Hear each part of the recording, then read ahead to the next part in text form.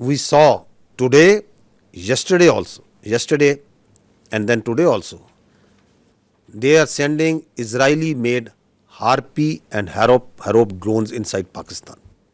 Swarm drone attacks. You must have observed it. They are sending it. We have so far taken out 77 drones, neutralized them through hard kill and soft kill. At multiple locations they have come. Whenever these drones come, they are detected. They believe, like if that they thought that they are very high tech aircraft and they will be able to go scot-free. They, I think, thought that these very sophisticated low cross-section drones, they can come and create havoc over there. We have taken we have taken and we are taking each one of them out. Not one of them has been able to go back to India, and not one of them will be able to go back. So we watched each one of them. We detect each one of them. So don't think that anything that is coming from the east we are not seeing. We are vigilant and we will not let anyone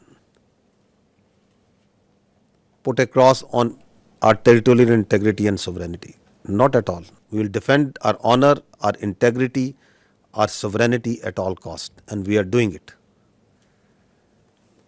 So these drones that have been shot, we are collecting the debris from all over Pakistan, and these are our war trophies that we will rub on their faces. On the night of 6th and 7th, we asked them to pick up the debris from their side. This time this service we are doing for them, whatever they are sending.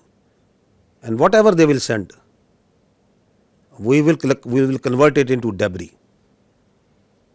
Let there be no doubt in it. You can see certain very few parts of this. Drones that they are sending, please keep on going. And the damage that they are causing to innocent civilians, innocent places, civil places.